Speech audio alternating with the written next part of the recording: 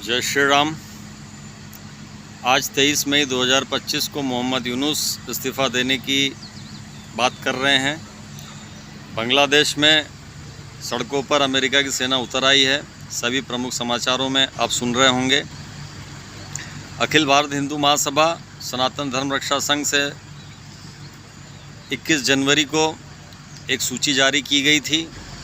प्रधानमंत्री, गृह मंत्री और अमेरिकन एम्बेसी को हमने चेतावनी दी थी और एक कहा था कि मोहम्मद यूनुस को टूल किट बनाकर जो हिंदुओं पर अत्याचार कर रहे हैं, अमेरिका एम्बेसी को वो सूची दी जाए और उनको भारत को सौंपा जाए ताकि हम उनको मानवाधिकार की सही परिभाषा सिखा सकें।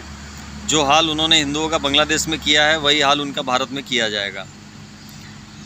जिसके 3 दिन बाद मोहम्मद यूनुस ने सार्वजनिक रूप से माफ़ी मांगी और ये कहा कि हिंदुओं के साथ में गलत हुआ है, बहुत गलत हुआ है।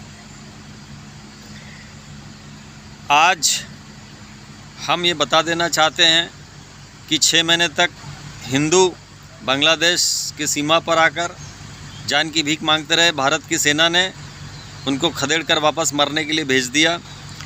शेख हसीना ने कहा कि 6 महीने से मैं भारत में जान बचाकर शरण लेकर रह रही हूँ, क्यों कि हमने बांग्लादेश का एक भूभाग क्रिश्चियन देश बनाने के लिए अमेरिका को नहीं दिया। तो हमने भारत सरकार से मांग की थी कि जो सबसे बड़े मुक्ति और धर्म के जानकार अपने आप को बताते हैं वो हिंदुओं को बचाने के लिए अभी तक गए क्यों नहीं हैं। ये क्रिश्चियन पंथ गुरुओं को बांग्लादेश भेजा जाए और ये वापस ना आए, या तो ये मुक्ति पाए या फिर ये क्रिश्चियन देश बनाए। पीछे से भारत की सेना भेजी जाए ताकि ये वापस ना आए।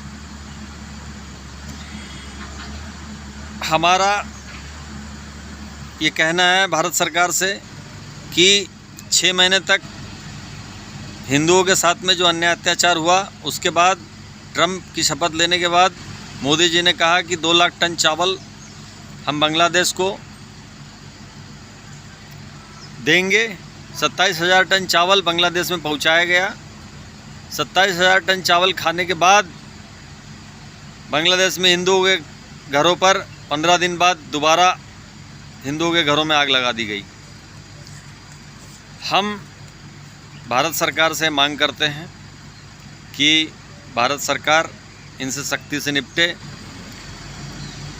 ओबामा ने सबसे अधिक इस्लामिक देशों पर बम गिराए हैं, जिसने मोहम्मद यूनुस को नोबेल पुरस्कार दिया है। और कर्नल गद्दाफ़ी, हुस्न मुबारक, सद्दाम हुसैन, अल्लाह और इस्लाम के नाम पर उन्होंने जंग लड़ी। 30-30, 40-40 साल तक उनको प्रताड़ित किया गया। उसके बाद उनको घसीट कर उनको गोलियों से भून दिया गया। तो हिंदू संगठनों ने 6 महीने तक जितने भी प्रदर्शन किए, हिंदुओं पर अत्याचार बढ़ते गए। जब हमने इन आतंकवादियों की सूची जो मोहम्मद यूनुस को गोद में बिठाकर घूम रहे थे अमेरिका से मांगी, उसके बाद ही हिंदुओं पर अन्याय अत्याचार बंद हुए। तो हमारा ये भारत सरकार से कहना है कि सख्त से सख्त कार्रवाई असली आतंकवादियों के विरुद्ध करें। और ट्रंप को भी हमने कहा था कि अमेरिका कभी सुपर पावर नहीं बन सकता है जब तक इन आतंकवादियों को भारत को नहीं सौंपा जाएगा। उनको हम मानवाधिकार सिखाएंगे। जैसा हिंदुओं पर अत्याचार हुआ है वैसा हाल उनका यहाँ भारत में करेंगे, तब उनको सही मानवाधिकार की परिभाषा का ज्ञान हो सकेगा। जय श्री राम।